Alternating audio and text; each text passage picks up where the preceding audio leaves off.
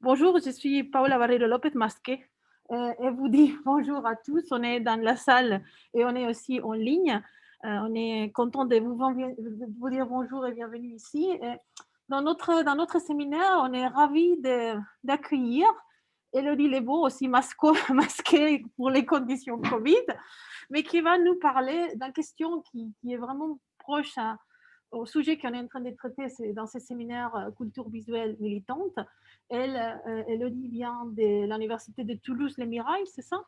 Et elle fait une recherche pionnière sur les musées de la solidarité au Chili. C'est une entreprise longue avec beaucoup d'histoires qui connectent l'Espagne, le Chili, la France. Et Elodie a marché autour des archives pour récupérer toute cette histoire. Et aujourd'hui, elle nous parle aussi d'un débat qu'on est en train d'avoir, les pouvoirs des images et des institutions dans la mise en place des mouvements de solidarité, de résistance. Et donc, le musée de la solidarité, c'est un exemple magnifique. Hein. Et donc, pour cela, je voulais vraiment la donner la possibilité de parler ici. Et on se sent vraiment privilégiés. Et voilà, dans l'idée, ça sera qu'on le fait aussi à travers des Zoom pour devenir déjà complètement mondialisé et avoir la possibilité d'avoir des gens qui puissent participer. Donc, je vous propose d'écouter Elodie. Et après, on aura un moment de questions qu'on pourra partager avec les gens qui sont dans la salle et aussi avec les gens qui sont en Internet. D'accord? Et pour les gens qui sont en Internet, merci beaucoup d'être là. S'il vous plaît, coupez les microphones parce que sinon il y a une sorte d'écho. Mais après, dans les moments des questions. Très bien. Donc, j'espère que ça ira entre le masque, la buée, les lunettes. Bon, c'est toute une histoire, ce Covid. Avant de me lancer donc dans cette grande aventure qui est l'histoire du Musée de la Solidarité, je souhaitais présenter mes remerciements à Paola pour son aimable invitation et aux personnes qui m'ont permis, évidemment, malgré vents et Covid, de me trouver devant vous aujourd'hui. Dans le cadre de cette conférence, je vais vous présenter un condensé de mes recherches doctorales. Donc, la thèse est toujours en préparation. Et évidemment, je suis ouverte à toute suggestion qui vous paraisse utile pour améliorer mon travail dans le cadre de la conversation. Comme vous pouvez le constater, j'ai procédé à une légère modification du titre de mon intervention, puisque des incises apparaissent dorénavant autour du nom du président chilien, Salvador Allende. C'est une petite pirouette que j'ai trouvée. Parfois, j'utilise des parenthèses pour parler de ce musée qui a en réalité connu... Donc, c'est une pirouette que j'ai trouvée parce que ce musée a connu en réalité 3 étapes dans son histoire. Depuis sa création donc en 1971 durant l'unité populaire, et 3 étapes très différentes qui correspondent à 3 dénominations institutionnelles en l'espace de seulement 20 ans. Donc, vous imaginez bien que cela rend difficile l'exercice visant à la fois à analyser cette entité muséale comme un tout, c'est-à-dire d'avoir une vision générale du musée sur 20 ans, autrement dit en termes de méthode d'adopter une démarche diachronique, visant à analyser ses évolutions à travers le temps, et parallèlement à cela, de se focaliser sur ses singularités à chaque étape de son histoire, c'est-à-dire d'adopter une démarche synchronique. Donc, toute l'ambition de ma thèse, c'est effectivement d'allier ces 2 démarches, diachronique et synchronique. Soit dit en passant, comme vous allez pouvoir en juger par vous-même dans le cadre de cette intervention, c'est encore plus complexe qu'il n'y paraît, puisque la 2e étape du musée, quand celui-ci était en exil, dispersé dans plusieurs pays du monde, donc Paola a parlé de l'Espagne, de la France ou du Chili, mais en fait, ça touche beaucoup plus de pays que ça, par exemple la Pologne, Cuba, le Mexique. Et bien, cette étape pourrait se subdiviser encore davantage en fonction des contextes politiques nationaux, voire locaux, dans lesquels il s'insère. Donc, cette communication vise à présenter les réseaux transnationaux qui ont permis la création du Musée de la Solidarité, donc entre 1971 et 1973, pendant l'unité populaire, et son développement en exil à travers le Musée international de la résistance Salvador Allende, entre 1975 et 1990. Jusqu'à son retour au Chili en 1991, retour partiel. Nous pourrons en discuter pendant la conversation.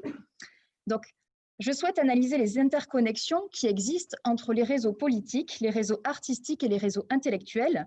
Et pour cela, je propose de souligner le rôle central des arts visuels dans les manifestations de solidarité avec le Chili, premièrement durant le gouvernement de l'unité populaire de Salvador Allende, et plus tard en exil contre la dictature du général Pinochet.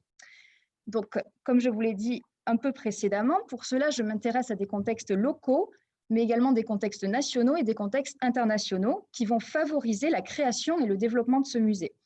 Donc, vous imaginez que dans le cadre de ma thèse, je fais dialoguer différentes échelles géographiques et temporelles et différentes approches disciplinaires, principalement l'histoire de l'art, l'histoire culturelle, l'histoire politique et l'histoire des relations internationales.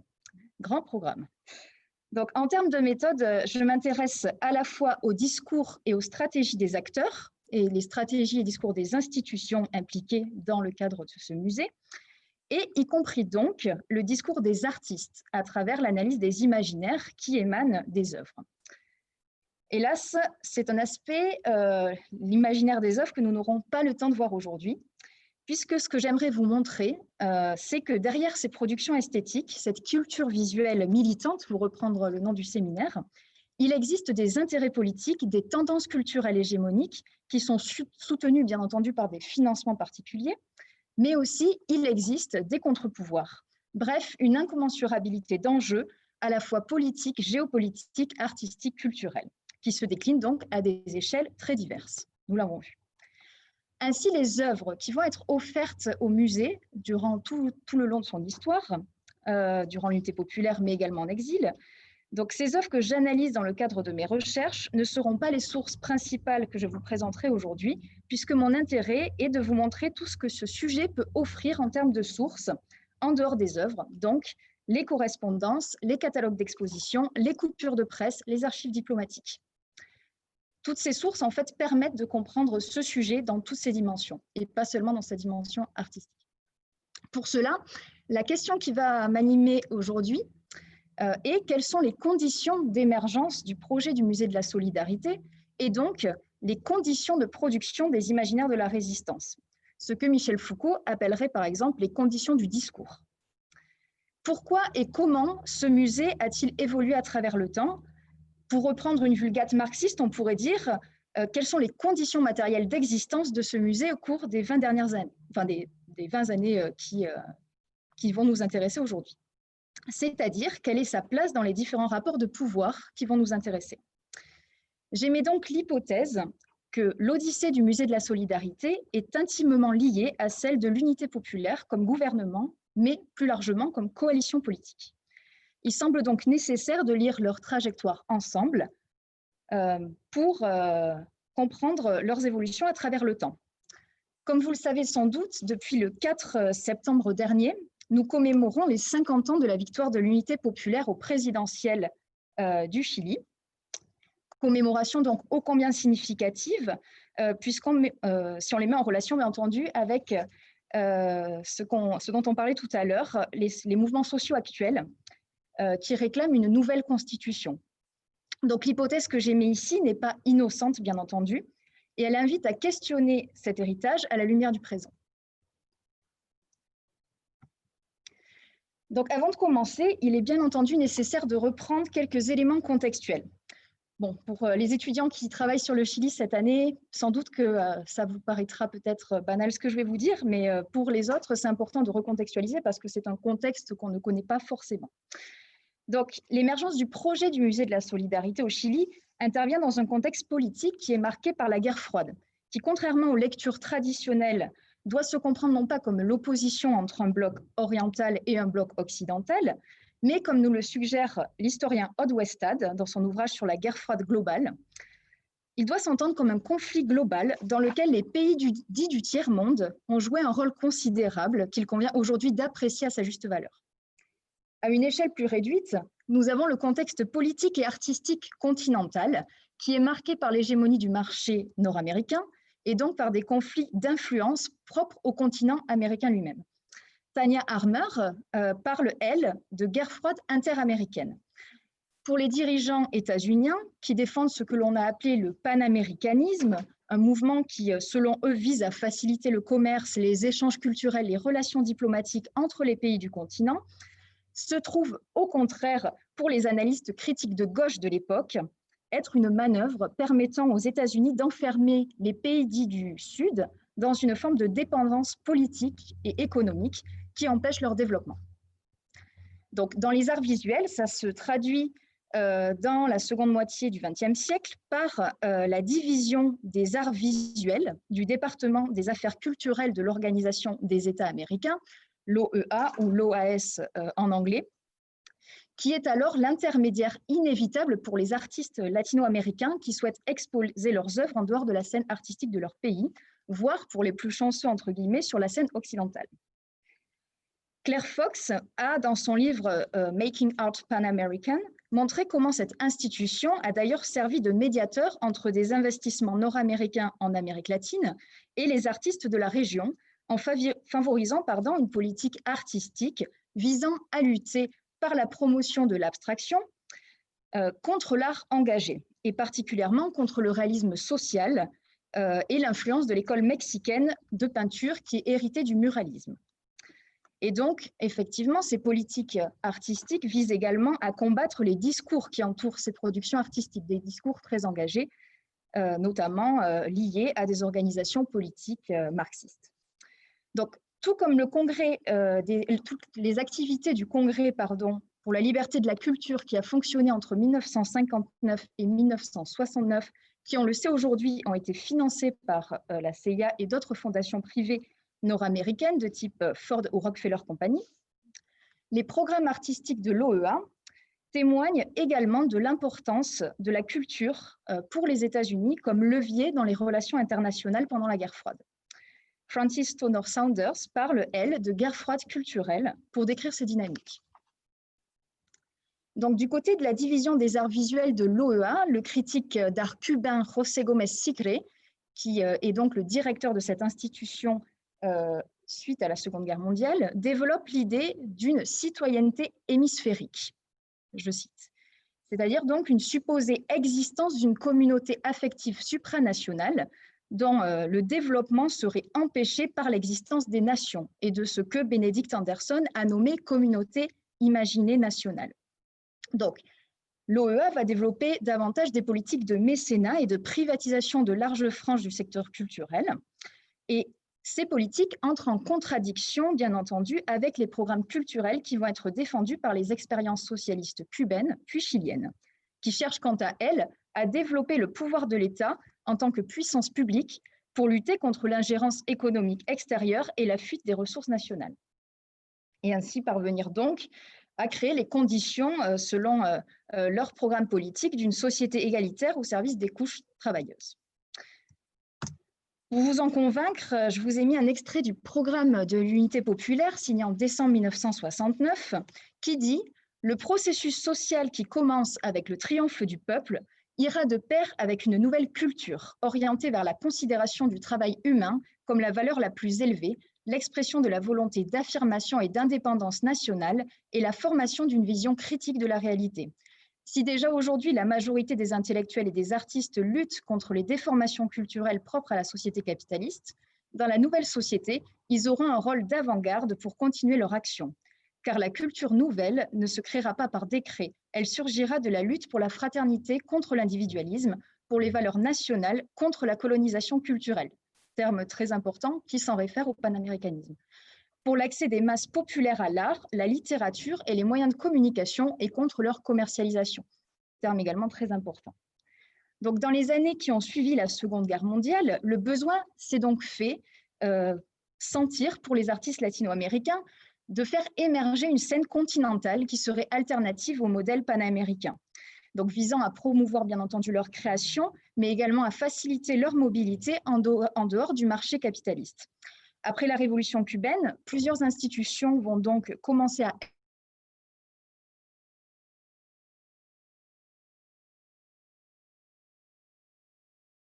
de l'historien chilien Miguel Rojas Mix, on le retrouvera, je cite, une prise de conscience du destin commun partagé par les peuples du continent.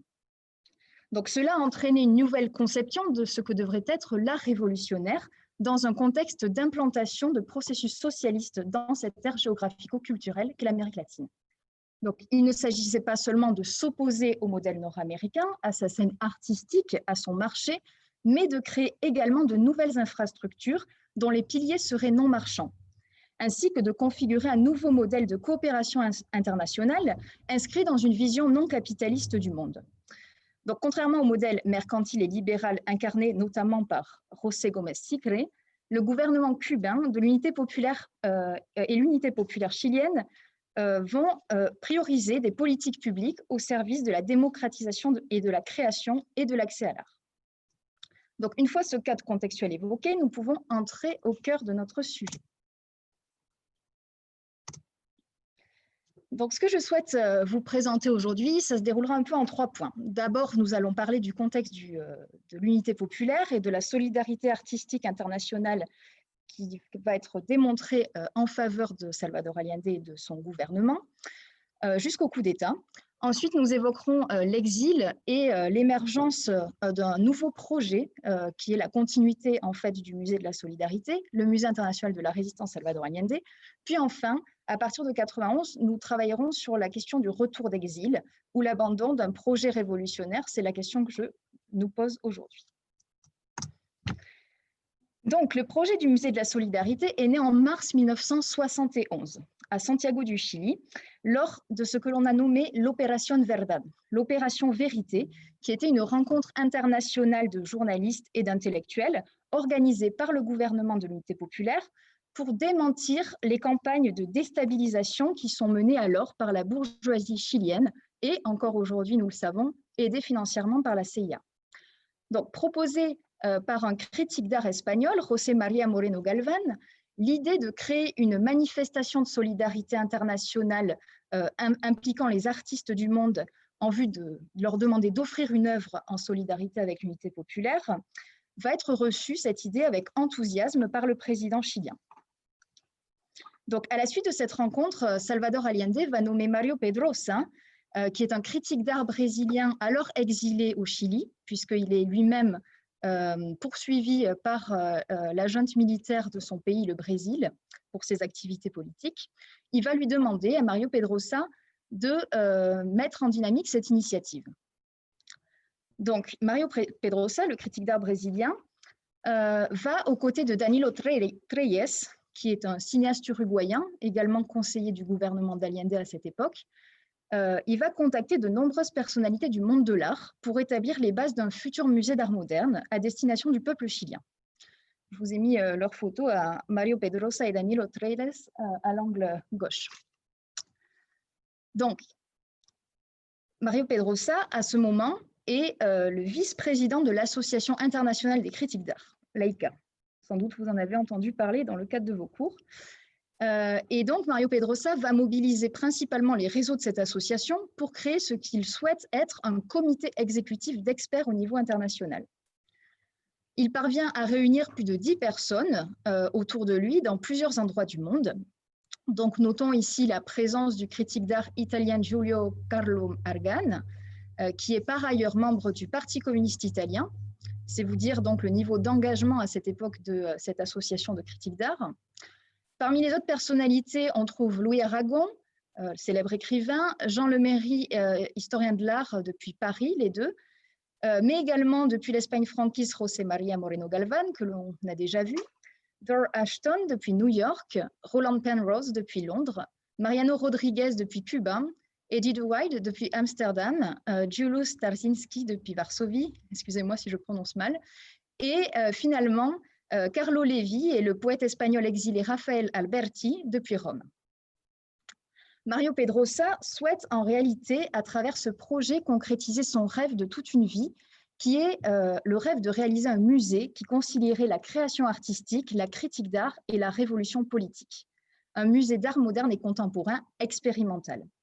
Il défend l'idée d'une modernité artistique et culturelle latino-américaine qui est hybride, qui est complexe, dont les temps et les espaces et les réalités politiques, sans pour autant perdre de leur spécificité, entrent en relation avec l'Europe et les États-Unis, sans pour autant que cela soit condamnable en soi, puisque c'est une réalité. Il souhaite donc que ce musée constitue en lui-même la contradiction culturelle et artistique de tout le siècle, c'est une citation, tout en ouvrant la voie à la création à venir dans le cadre du socialisme. Francisco Alembert, qui a consacré un essai biographique aux critiques d'art brésiliens, met en exergue cette dialectique indissociable entre l'art et la révolution dans la vie et l'œuvre de Mario Pedrosa. Il dit, je cite, « Pour Mario Pedrosa et avec Mario Pedrosa, on ne peut penser l'art sans politique révolutionnaire et vice-versa. Même si l'art pour lui doit être par principe un domaine autonome, sa définition de l'art la plus récurrente et qui est devenue célèbre tient dans l'affirmation que l'art émancipateur signifie l'exercice expérimental de la liberté. Fin de citation.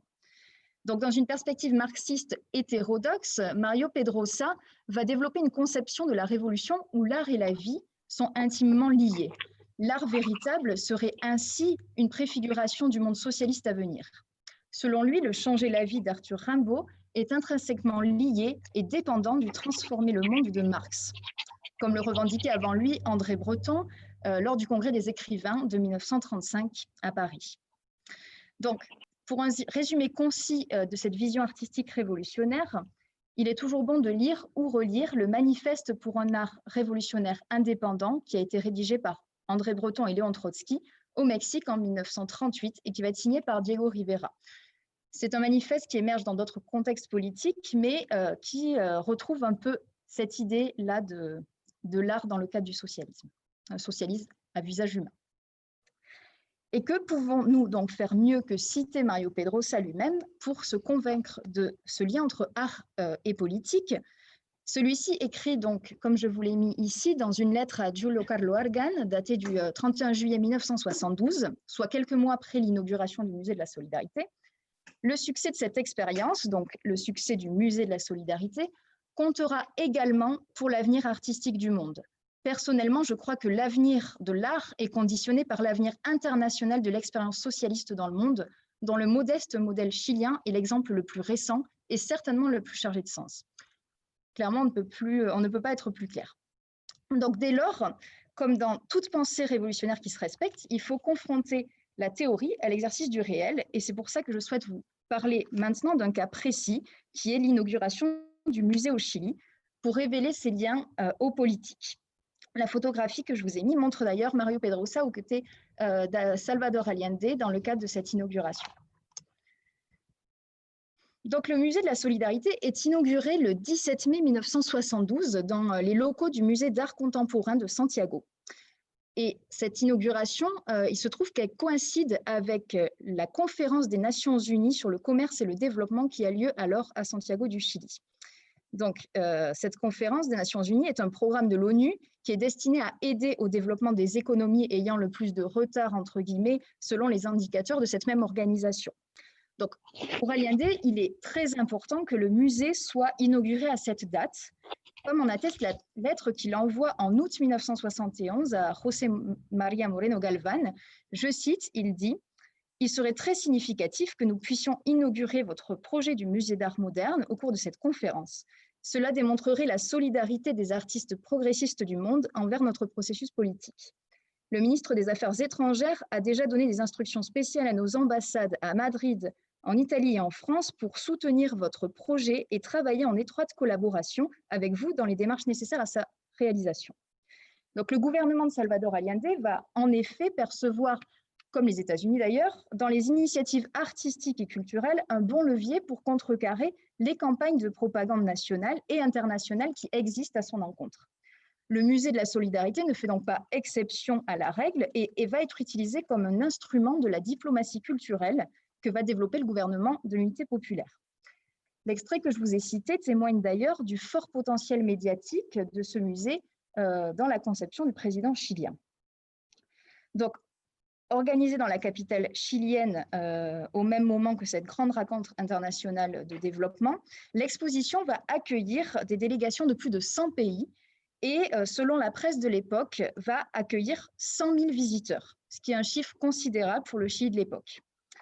Donc, à l'occasion de l'inauguration du musée, Salvador Allende va adresser un discours qui sera ensuite retranscrit en lettres de remerciement aux artistes donateurs et envoyé donc à ces artistes mêmes, que l'on appelle donc la lettre aux artistes du monde.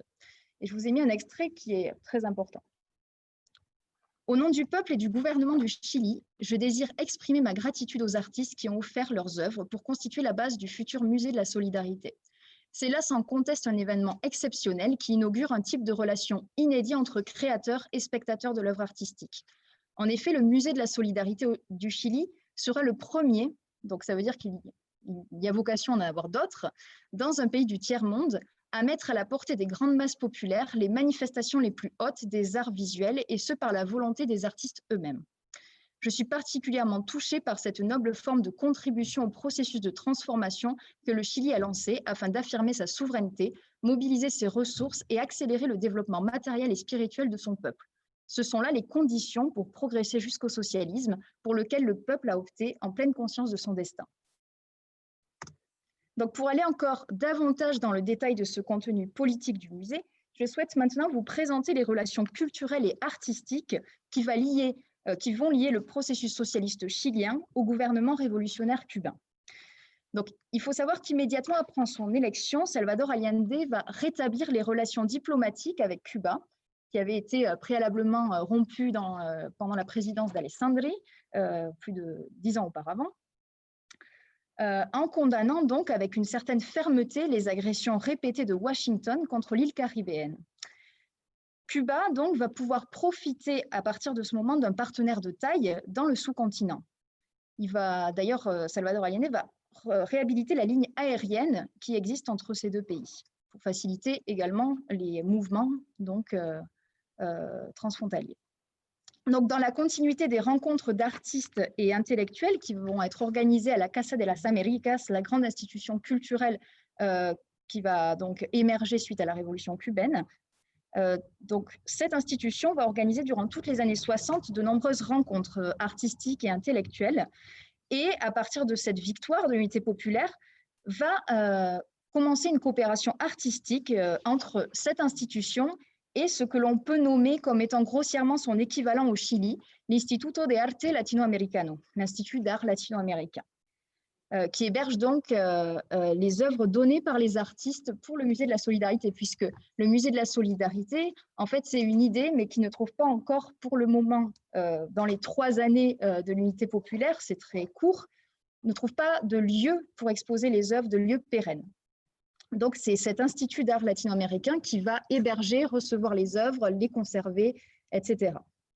Donc, ces deux institutions, la Casa de las Américas et l'Institut d'art latino-américain, vont être à l'initiative des rencontres des artistes plastiques, donc Encuentro de Artistas Plásticos, donc le nom va évoluer d'année en année, qui ont lieu à la fois à Santiago et à La Havane.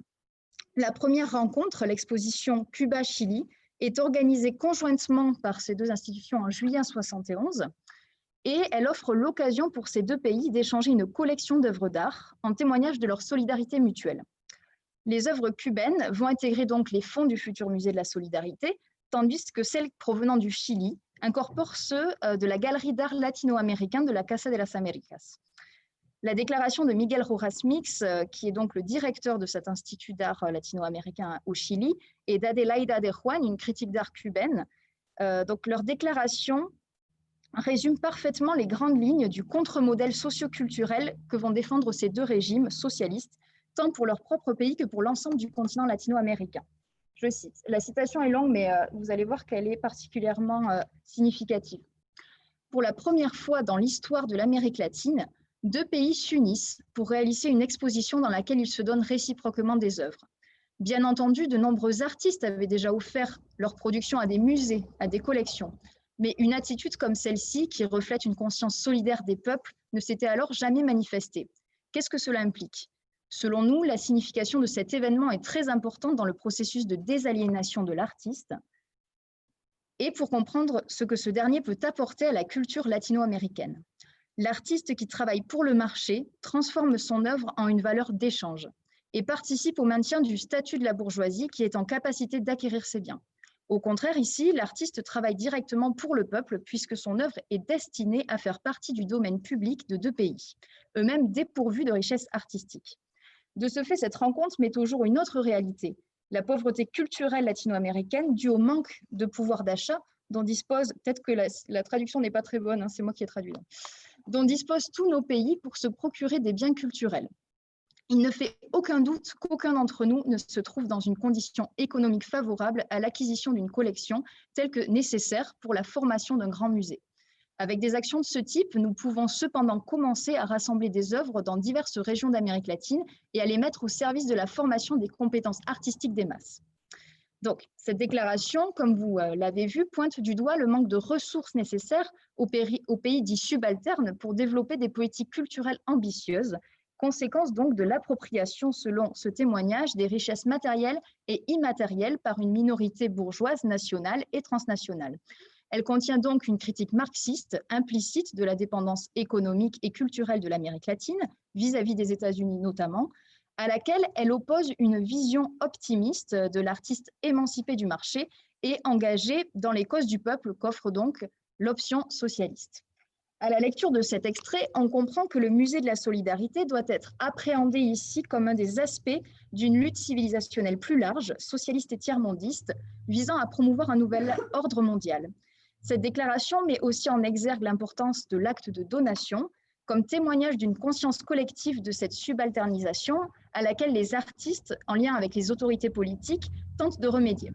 C'est un acte dont cette donation véritablement militant de la part des artistes. Donc, dans cette première partie, j'ai souhaité mettre en évidence 3 niveaux d'analyse dans les relations extérieures de la coalition politique et l'unité populaire.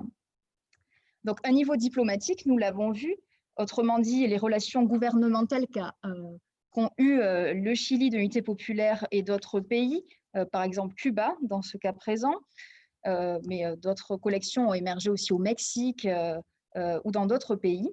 Un niveau institutionnel également, donc nous entendons là, par institutionnel les institutions culturelles et artistiques publiques de type musée ou institut qui sont à la fois indépendantes du pouvoir, mais qui travaillent à la réussite du processus socialiste, comme l'Institut d'art latino-américain au Chili, et un autre niveau qui va être lié au rôle des acteurs. Donc, par exemple, tout ce que Mario Pedrosa va faire à travers le Comité international de solidarité artistique avec le Chili. Pour moi, ces 3 niveaux résument ce que représente l'unité populaire en tant que proposition politique et qui n'est donc pas exclusivement fermée sur ses frontières nationales. Mais bien évidemment, comme vous le savez tous, le 11 septembre 1973 a lieu le coup d'État qui est dirigé donc par le général Pinochet, qui avait été nommé quelques mois plus tôt commandant en chef des armées par Salvador Allende.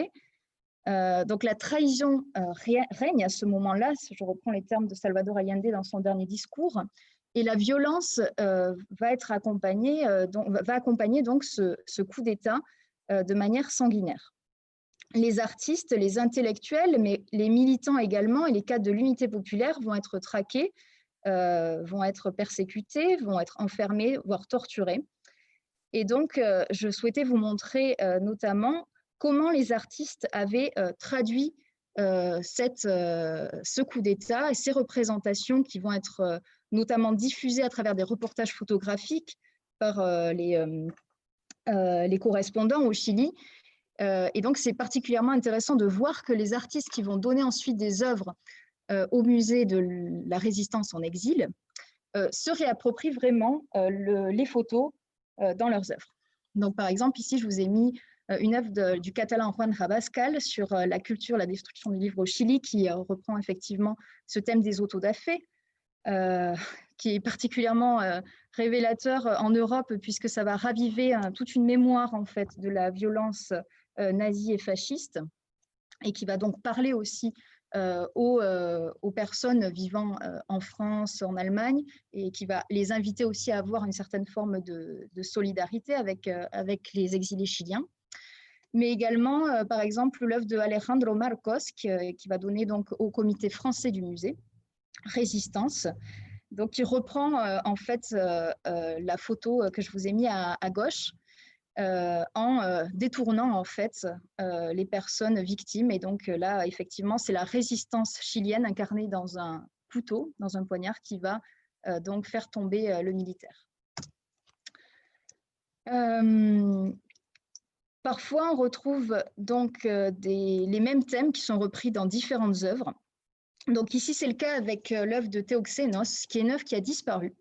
Parce que figurez-vous que certaines œuvres ont disparu en exil, donc elles ne sont jamais retournées au Chili, qui reprend donc une célèbre photographie d'une arrestation.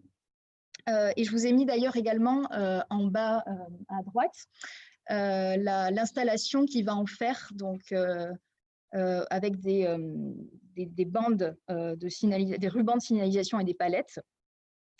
Et également donc l'affiche que va créer l'Equipo Chronica dans le cadre de l'exposition de Valence de 1978 va également reprendre cette photo qui semble s'envoler comme accrochée à un nuage à la Fernand Léger, puisque vous savez sans doute que l'Equipo Chronica reprenait souvent des thèmes d'autres artistes, enfin faisait des sortes de patchwork dans leurs œuvres. Et donc ce nuage s'envole dans une forme de paysage industriel inquiétant et sans vie.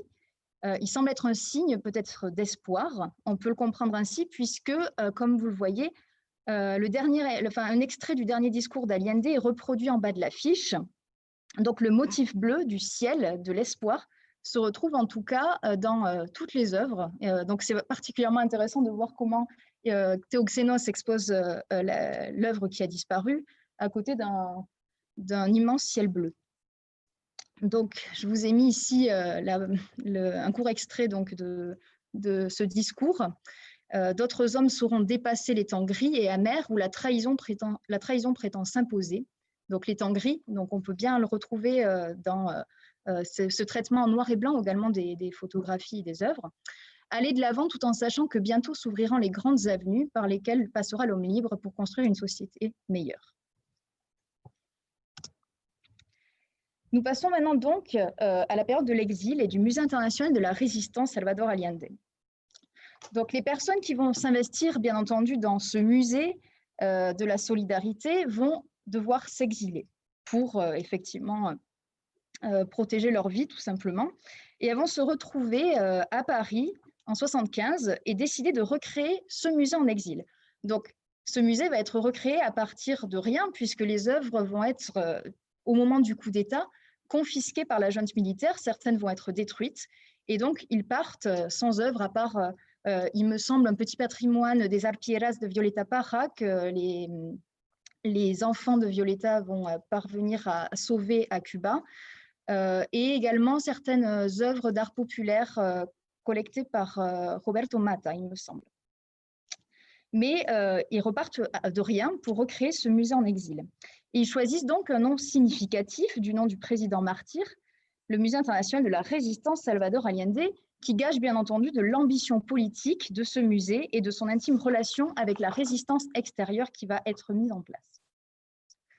Donc, cette initiative émerge dans un contexte de résistance extérieure très forte, et la tâche principale de ce musée va être de réunir des œuvres d'art de la même manière comme durant l'unité populaire qui vont être offertes par les artistes, mais cette fois en solidarité avec la résistance chilienne, pour pouvoir organiser des expositions à travers, comme vous le voyez ici, des comités nationaux partout dans le monde. Et l'objectif de ces rencontres, donc ces inaugurations, ces expositions, vont être d'alerter les consciences sur les atrocités commises par la junte militaire au Chili, maintenir également vive la mémoire de l'unité populaire et de Salvador Allende, et enfin, présenter également le projet du Musée de la Solidarité. L'objectif est à terme, selon les concepteurs de ce musée en exil, d'envoyer les œuvres au Chili une fois que la démocratie sera rétablie. Donc, au départ, les personnes exilées vont penser que la démocratie sera rétablie très rapidement, et on va voir que ce n'est pas le cas. Et ces œuvres donc seront exposées dans leur projet aux côtés de celles qui ont été confisquées ou qui ont disparu. Donc, ce qui va effectivement se passer à partir de 1991 de manière progressive, nous le verrons. Donc, comme vous pouvez le voir sur cette carte que j'ai créée donc, avec mes compétences assez faibles en termes de cartographie. Donc, le musée en exil se caractérise par une implantation transnationale, particulièrement sur le continent américain et en Europe de l'Ouest, mais également de l'Est. Les points noirs ici représentent les expositions qui ont eu lieu entre 1975 et 1990. J'ai également mis l'exposition de 1974 au Royal College de Londres, Artists for Democracy, puisque ce ne sont pas véritablement une exposition du musée en exil, mais c'est une exposition qui a été mise en place à partir des œuvres qui avaient été offertes pendant le gouvernement de l'unité populaire, mais qui n'ont pas eu le temps de voyager jusqu'au Chili. Donc c'est pour ça que j'ai considéré que c'était quand même important de le noter. Et les flèches représentent le mouvement des œuvres entre les différents pays. Donc, il convient de comprendre les raisons politiques de l'accueil du musée en exil, puisque, comme je vous ai dit, mon intervention parle davantage de cette dimension politique. Et dans le cadre de mes recherches, j'ai pu identifier une certaine concordance avec les pays qui ont accueilli la diaspora chilienne et ceux qui ont accueilli le musée en exil. Donc, les affinités politiques qui existent entre l'expérience de l'unité populaire et les pays d'accueil de la diaspora chilienne s'expliquent par diverses raisons. Et malgré des réalités nationales très diverses, les pays qui vont avoir un jugement favorable de cette expérience politique se regroupent en 3 catégories, comme ont pu les dénombrer les historiens Claudia Roras Mira et Alessandro Santoni. Donc 3 grands pôles géographiques d'amitié politique. Premièrement, l'Amérique latine, autour du paradigme anti-impérialiste, mais également les pays capitalistes occidentaux qui entament alors une redéfinition du socialisme et du communisme, autour notamment du paradigme des droits humains, et les pays communistes du bloc de l'Est, autour du paradigme de l'antifascisme. Donc l'utilisation de ces 3 catégories nous permet de saisir dans un contexte de conflit planétaire les différentes alliances politiques, mais également les paradigmes unificateurs qui ont prévalu auparavant dans les types de relations diplomatiques établies par le gouvernement de l'unité populaire. Donc, par exemple, si la sympathie pour l'expérience socialiste issue des urnes à visage humain prévalait en Europe de l'Ouest, la solidarité va répondre davantage en Europe de l'Est à l'exigence de revitaliser l'éthos révolutionnaire et internationaliste de régimes qui avaient alors entamé leur décadence. En Algérie ou en Amérique latine, les raisons qui vont prévaloir à l'accueil des comités ou à la formation de collections du musée en exil se résument donc dans les paradigmes de l'anticolonialisme ou de l'anti-impérialisme, et dans le cadre de Cuba, du Venezuela, de Panama et de la Colombie, voire du Mexique, s'ajoute à cela la défense et la promotion d'une identité régionale commune latino-américaine. Alors, comment fonctionnait tout ceci? Pourquoi je parle d'un musée transnational? D'une manière générale, les expositions étaient itinérantes à l'intérieur même des pays, c'est-à-dire se sont constitués des comités nationaux, français, espagnols, suédois, qui ont été particulièrement actifs. Par exemple, l'Espagne a organisé 34 expositions, que j'ai recensées jusqu'à ce jour, hein, peut-être qu'il y en a plus, 20 pour la France et 17 pour la Suède. Mais il arrivait aussi, et c'est pour ça que j'ai mis ces flèches qui ne sont pas très lisibles d'ailleurs, que certaines œuvres soient exposées dans d'autres pays. Donc, on ne le perçoit pas sur la carte ici, mais par exemple, une partie de la collection française va être exposée entre mars et avril 1986 au Luxembourg. Donc, les différents comités sont organisés de manière indépendante les uns aux autres, et les activités qu'ils vont promouvoir vont dépendre de l'aide que leur prêtent et leur apportent les acteurs ou les institutions des différents pays en présence. Donc, les ressources humaines, financières et matérielles qui vont être mises à disposition du musée diffèrent en fonction des pays. Donc, compte tenu de cette autonomie des comités, on parle parfois de musée au pluriel de la résistance, qui permet donc de mettre en évidence cette diversité qui caractérise les collections, les protagonistes ou encore les activités de cette institution en exil.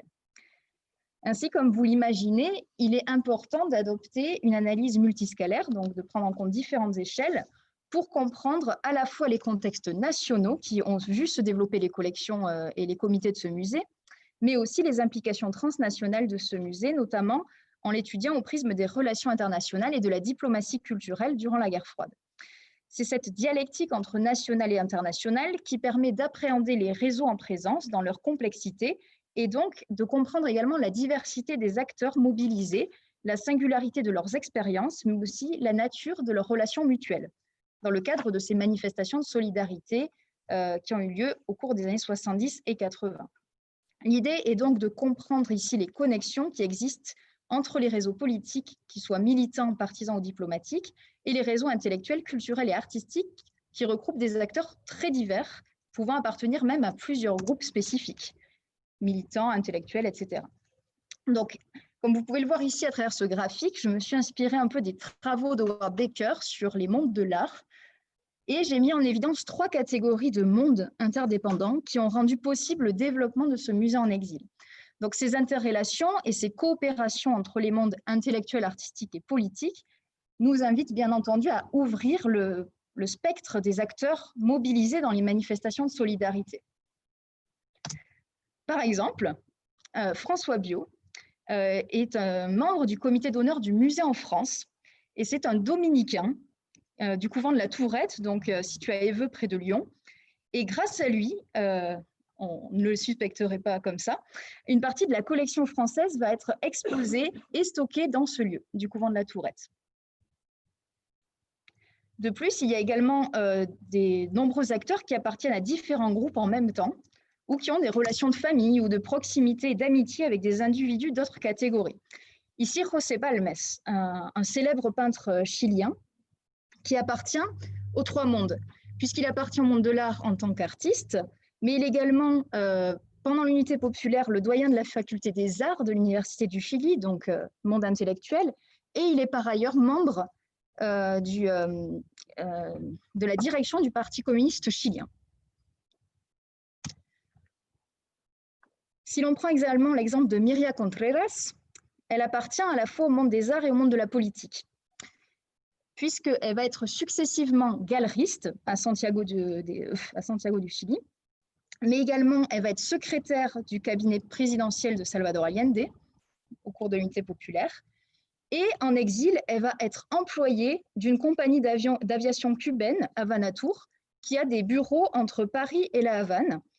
Et donc, c'est à travers ce poste, notamment, qu'elle va pouvoir voyager et permettre en fait l'unification et les réseaux de ce musée en exil, puisque c'est véritablement elle, l'âme de ce musée en exil. Il y a également Vicente Aguilera Cerny, critique d'art et directeur du musée d'art populaire de Villafames, qui est également à ce moment-là, à partir de 1975, président du Partido Socialista Popular du País Valenciano, avant son incorporation au sein du PSOE, le Parti socialiste ouvrier espagnol. Également Sonia Martinsson-Uppman, une Suédoise, qui est, avant l'unité populaire, employée par le Moderna Museet, le musée d'art moderne de Stockholm, puis qui est partie vivre au Chili pour connaître l'expérience chilienne de l'unité populaire, comme de nombreux jeunes, de nombreuses personnes l'ont fait à ce moment-là. Et ensuite, après le coup d'État, l'ambassadeur Harald Edelstam, l'ambassadeur suédois, va lui demander de travailler avec lui à l'ambassade pour accueillir les réfugiés chiliens qui sont menacés de torture ou d'emprisonnement ou de mort. Donc, à son retour en Europe, particulièrement, elle va devenir la directrice du Centre culturel suédois à Paris, qui accueillera également une exposition des œuvres françaises et suédoises en 1979. Donc, on voit que tous ces acteurs appartiennent à des institutions, mais qui sont assez poreuses et des réseaux perméables dans lesquels ils se meuvent et se rencontrent. Donc, parmi ces réseaux, les réseaux institutionnels, donc les réseaux artistiques en particulier, certains comités, par exemple, vont être gérés par des directeurs ou des conservateurs de musées d'art.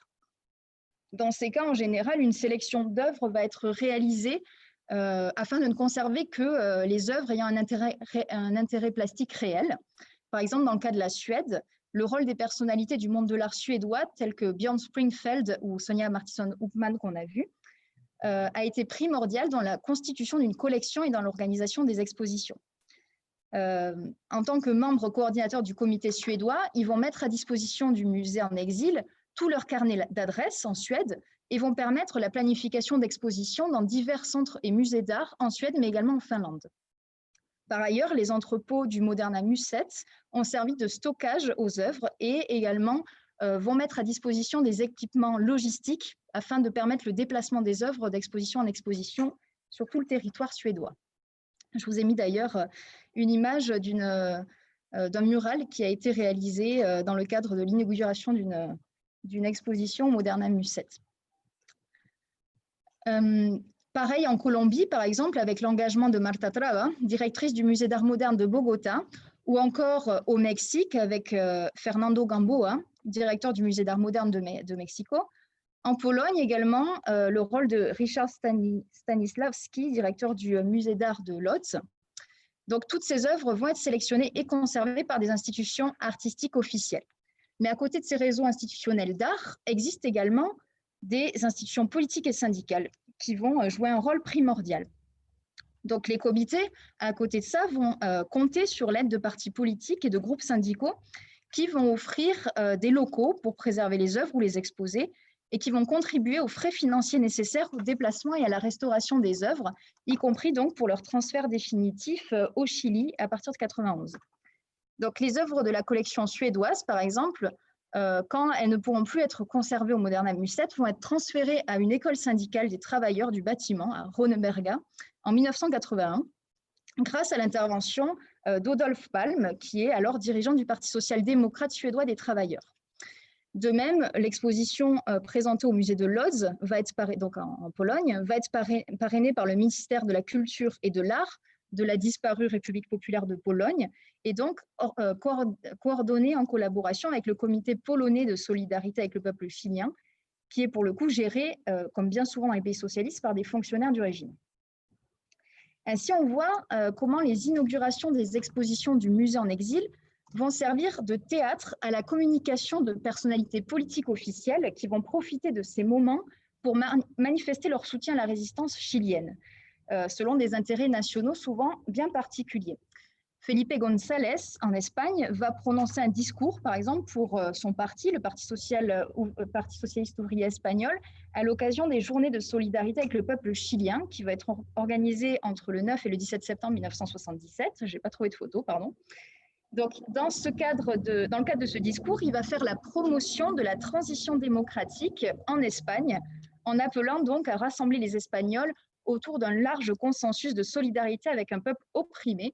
Et il en profite donc pour inviter les Chiliens, je cite, à apprendre de l'expérience espagnole et donc à adopter un processus similaire de dépassement de la dictature. François Mitterrand, quant à lui, en France, va assister à 2 inaugurations du musée. Par exemple, à Nancy, je vous ai mis une photo, en annonçant, lors d'une conférence, que s'il parvenait au pouvoir, il romprait les relations de la France avec le Chili. D'autres personnalités, comme le président du Mexique, José López Portillo, va également honorer de sa présence la cérémonie d'ouverture de l'exposition Mexique-Chili le 17 juin 1977 au Musée d'Art moderne du Mexique.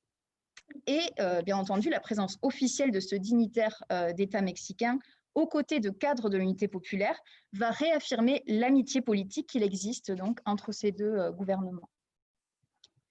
Donc, ce que j'essaie de démontrer ici, c'est que le musée de la Résistance constitue un formidable cas pour démontrer, comme le défendent de nombreux historiens de l'exil, qu'une partie de l'histoire chilienne s'est déroulée à l'extérieur de son territoire national. Il ne s'agit donc pas, bien entendu, d'une histoire nationale comme on pourrait l'entendre au sens traditionnel du terme, le fameux roman national comme on l'entend souvent dans les médias, qui va d'ailleurs être mis en place au cours de la dictature par le général Pinochet, mais ici d'une histoire connectée qui relie ce qui se passe au Chili durant la dictature en termes de politique répressive d'État qu'accompagne la mise en place forcée, par exemple, d'un système économique néolibéral, donc extrêmement féroce, avec l'aide, vous l'avez sans doute étudié, des Chicago Boys, mais donc de lier ce qui se passe au Chili avec les différentes formes de résistance qui ont pu se manifester à l'intérieur du pays et ce qui se passe à l'extérieur du Chili, mais qui a bien entendu à voir donc avec l'intérieur. Parce que qu'est-ce que vont faire tous ces exilés une fois expulsés des centres d'action politique? Ils vont en recréer d'autres en exil avec l'aide d'acteurs d'autres nationalités qui vont être soit actifs durant l'unité populaire ou qui vont simplement avoir eu des affinités avec ce processus révolutionnaire.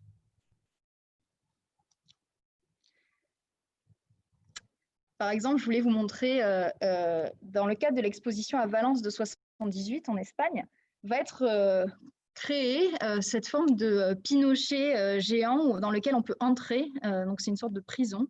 Et c'est particulièrement intéressant de voir comment les artistes valenciens vont créer ça et comment ça va être réapproprié par les Valenciens eux-mêmes, puisque selon un témoignage d'un acteur de l'époque, ce qu'il m'a raconté, mais je n'ai pas trouvé de traces dans la presse écrite, ce personnage va être ensuite brûlé dans le cadre des fêtes populaires, les Fallas, en mars 79. Donc là, on voit bien comment, en fait, le coup d'État est un véritable événement mondial, comme l'ont dit Caroline Moine et Olivier Compagnon, pardon, qui va investir des acteurs de partout, sur toute la planète. Donc, en d'autres mots, les réseaux constitués durant le gouvernement de Salvador Allende continuent d'être actifs, d'abord pour faciliter l'accueil des exilés, puis pour aider à la diaspora dans son combat contre la junte militaire qui parvient donc au pouvoir de manière illégitime. Mais ces réseaux vont évoluer à travers le temps, et c'est ce que nous pouvons voir dans la troisième partie de cet exposé. Donc, de nombreux historiens s'intéressent aujourd'hui aux évolutions idéologiques que vont vivre les partis de l'Unité populaire en exil, au contact d'autres réalités politiques et des débats qui vont marquer les années 70, notamment sur la rénovation des partis communistes, l'eurocommunisme, ou des partis socialistes, dont les directions vont entreprendre un processus de rupture vis-à-vis de leurs héritages plus ou moins révolutionnaires pour embrasser l'économie de marché au cours des années 80. Donc, au-delà des tensions existantes au sein et entre les organisations membres de l'Unité populaire en exil, par exemple, le Parti socialiste chilien fait scission en 1979, le plébiscite qui va être organisé par le régime militaire en 1980 pour se doter d'une nouvelle constitution et donc asseoir sa légitimité, va témoigner pour ses acteurs de la capacité qu'a la dictature à s'installer sur le temps long. Donc, les espoirs de retour vont s'évaporer chaque jour un peu plus, et ce qui va participer à parachever de fracturer cette coalition qui disparaît donc définitivement en 1980. Il s'agit alors pour les composantes, les partis politiques, de créer de nouvelles alliances, comme en témoigne la frise chronologique que je vous ai mis ici, qui résume un peu de manière schématique les étapes importantes de ce processus. Donc, abandonnant le paradigme marxiste-léniniste, le Parti socialiste rénové, qui va être dirigé par Altamirano, va s'ouvrir aux négociations avec le Parti démocrate chrétien, parti qui avait par ailleurs soutenu le coup d'État contre l'Unité populaire, mais qui, face aux violences extrêmes du régime militaire, va décider de s'inscrire dans l'opposition modérée à la dictature.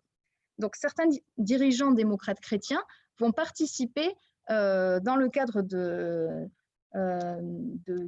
la résistance à la dictature à des rencontres de défense des droits humains en exil, notamment à travers le tribunal Russell II ou d'autres organisations de solidarité qui sont dirigées par l'Église catholique, le comité Pro Paz ou le Vicaria de la Solidaridad. Et donc, dans le cadre de leurs activités extérieures, ils vont travailler avec les partis modérés de l'exil. Donc, les partis du centre-droit, centre-gauche, radicaux et socialistes rénovés vont entamer de nouvelles stratégies de dépassement de la dictature. Et donc, une nouvelle coalition va naître comme force d'opposition qui va prôner le consensus et le dialogue avec les militaires. Tout au long des années 80, donc, les exilés considérés comme les moins radicaux vont pouvoir retourner petit à petit au Chili et donc travailler à une transition sur place. D'un autre côté, on a les communistes et les partis issus de la nouvelle gauche qui vont être, eux, dans une résistance clandestine au Chili, qui vont être très implantés dans les quartiers populaires, les poblaciones, et qui vont décréter face à ce nouveau processus politique tous les moyens de lutte pour en finir avec la dictature, et donc y compris le conflit armé. Donc on voit bien que deux solutions émergent en contradiction pour résister à la dictature et pour la dépasser. Donc, j'imagine que vous vous demandez pourquoi je vous raconte toutes ces choses ennuyantes sur les querelles de partis. Eh bien, figurez-vous que c'est important pour comprendre ce qui va advenir du musée tout au long des années 80 et particulièrement en Espagne. En janvier 79, le secrétariat du musée de la Résistance va prendre la décision de ralentir le rythme des expositions.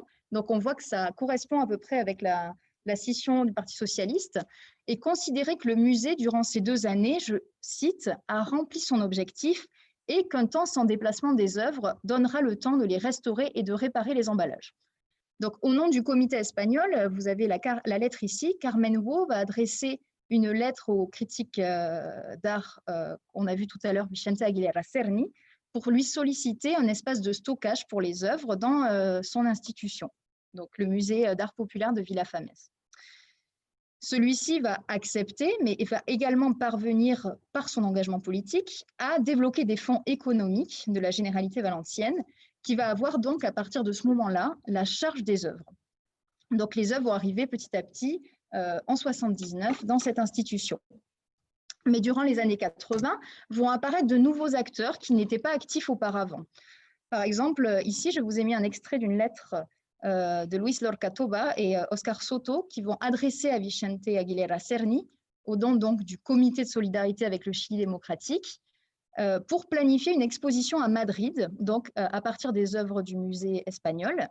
Et Vicente Aguilera, dans une réponse, va sembler étonné en fait par ce changement d'acteur.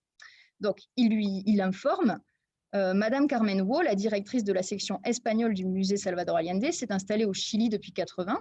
Donc, ce qui est faux en soi, puisqu'elle est alors installée à Rome et ensuite partira au Nicaragua pour former un musée de la solidarité avec la révolution sandiniste. Donc, soit c'est un problème de communication, soit une volonté politique de dire des choses fausses. La gestion de cette section relève donc du conseil d'administration du musée en coordination avec le comité de solidarité avec le Chili démocratique. Finalement, ensuite, à partir de 84, la Généralité valencienne, qui est socialiste, va être chargée de la conservation des œuvres et va décider d'organiser une exposition itinérante dans toute la communauté valencienne. Donc, à partir de là, je vous ai mis un extrait du catalogue en bas à droite.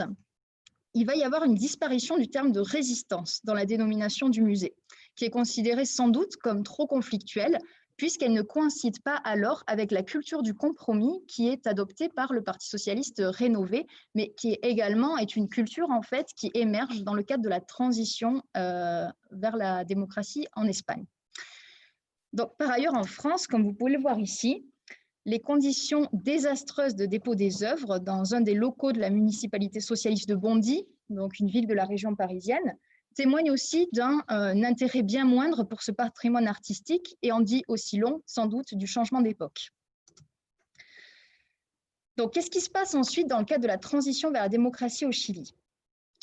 En fait, au retour de la démocratie, une bataille va s'amorcer concernant la propriété des œuvres du musée, collectées à la fois durant l'unité populaire et durant l'exil.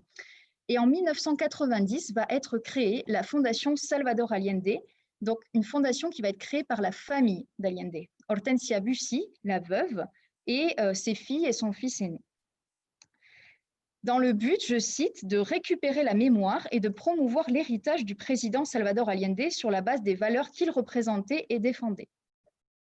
Ce qui veut pas dire grand-chose en fait, puisque Allende était certes un grand démocrate, comme va s'efforcer de défendre la Fondation Allende, mais il était aussi une figure qui représentait l'éthique même en politique, qui n'accepte donc pas n'importe quel compromis, puisqu'il va même aller jusqu'à se donner la mort lors du coup d'État pour ne pas se rendre aux militaires, pour ne pas déshonorer la fonction présidentielle. Donc la famille Allende décide alors d'organiser la récupération des œuvres du musée en exil, sans prévenir ni demander d'ailleurs l'autorisation à Miria Contreras, qui va être, elle, celle qui va créer le musée en exil au départ. Et donc, elle, peut-être, sans doute parce qu'elle est engagée dans d'autres compromis, notamment avec le régime cubain et son emploi dans la compagnie d'aviation cubaine, ne va pas donc pouvoir avoir voix au chapitre dans le cadre de l'inauguration qui va avoir lieu. Donc, ce côté de la famille d'Allende est positionné au centre-gauche et il est ami des démocrates chrétiens. Et celui va être particulièrement actif dans les politiques de la concertation des partis pour la démocratie, donc dans le cadre de la transition chilienne. Miria Contreras, quant à elle, celle qui va créer le musée en exil, est proche des réseaux cubains et des organisations positionnées plus à gauche, ayant une vision révolutionnaire de la société, comme l'était d'ailleurs la fille de Salvador Allende, Beatriz Allende, qui est décédée par suicide en 1977 à La Havane.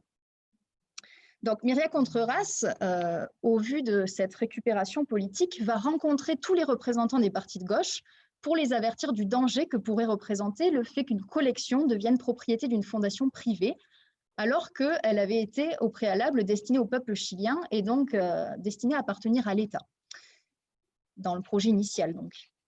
Le risque pour elle est que la collection soit dilapidée par la vente des œuvres, notamment.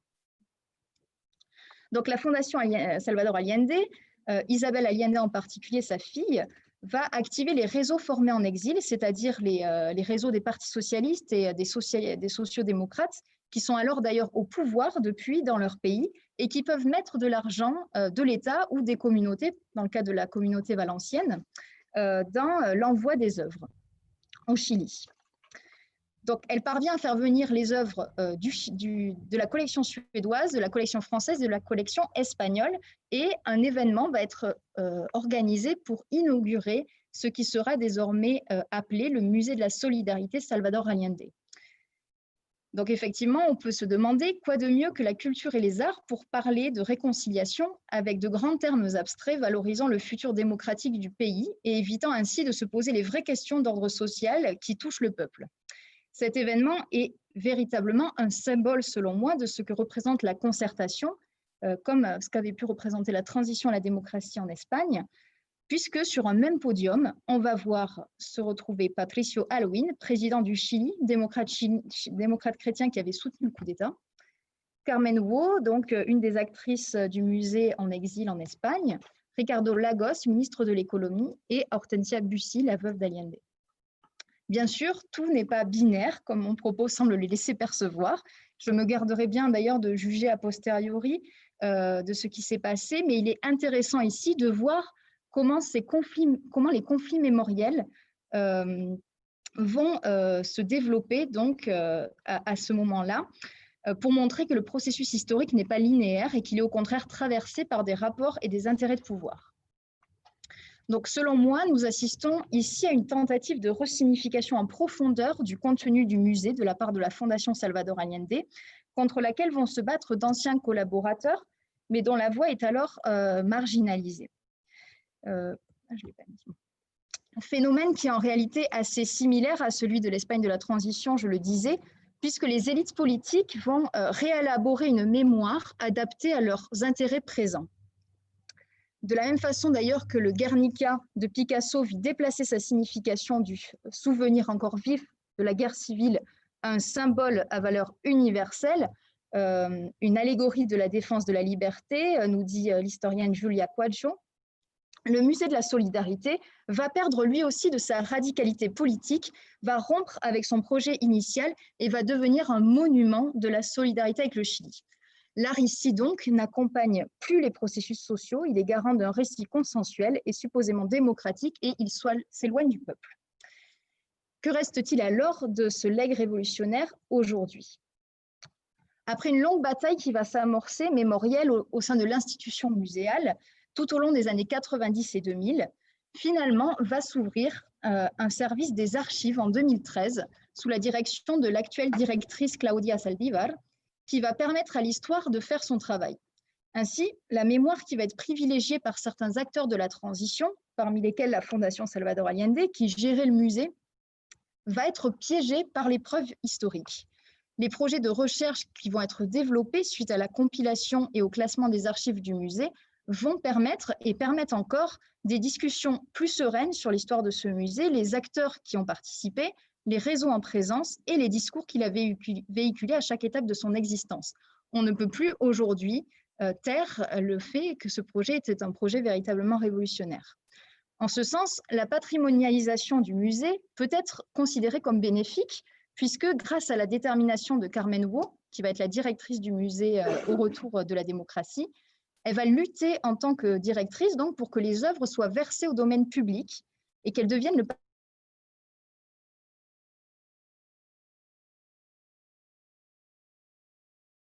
parvient à un lieu de rencontre encore trop peu connu, hélas, pour toutes les générations, qui permet donc de discuter des possibilités de transformation sociale par l'art et l'éducation.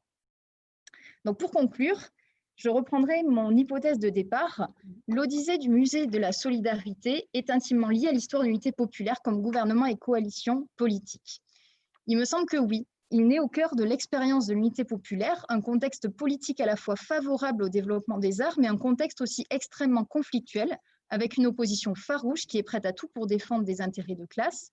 Dès sa création, il va entrer donc déjà en résistance face à une politique panaméricaine, nous l'avons vu, qui limite l'œuvre d'art à un statut soi-disant apolitique, une expression strictement subjective de l'artiste, et surtout qui convertit sa valeur d'usage en marchandise sur laquelle il est possible de spéculer. Par la suite, il va souffrir donc en tant que musée politique de l'acharnement répressif de la junte militaire. Il va se voir contraint, comme les militants et les cadres de l'unité populaire, à continuer sa vie en exil. Or, en exil, il va rencontrer d'autres contextes et va demeurer très lié au monde politique. Sa gestion va passer souvent par des appareils de partis, surtout socialistes, comme en Espagne et en France, ou des institutions liées au pouvoir politique, comme la Casa de las Américas à Cuba.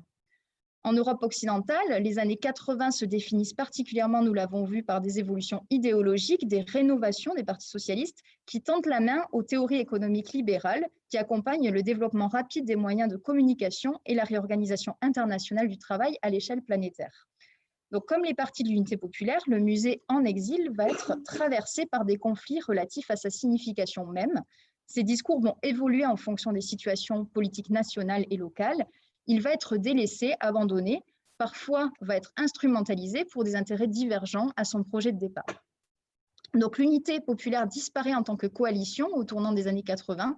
Le musée perd en Espagne sa dénomination de résistance. C'est l'époque du compromis avec les anciens tortionnaires pour négocier le retour de la démocratie au Chili. À son retour, donc, le musée de la solidarité change de gestionnaire et de politique. Il s'efface en tant que sujet actif, se patrimonialise à l'image de la mémoire de Salvador Allende. Comme l'a très bien dit l'historienne María Angélica Illanes, il est nécessaire de réécrire et d'enseigner l'idéal culturel, le projet de société qui a été nié par l'incendie des livres et par le massacre collectif. Effectivement, l'Odyssée de ce musée nous raconte une histoire de l'exil chilien qui n'a pas encore été suffisamment écrite au Chili.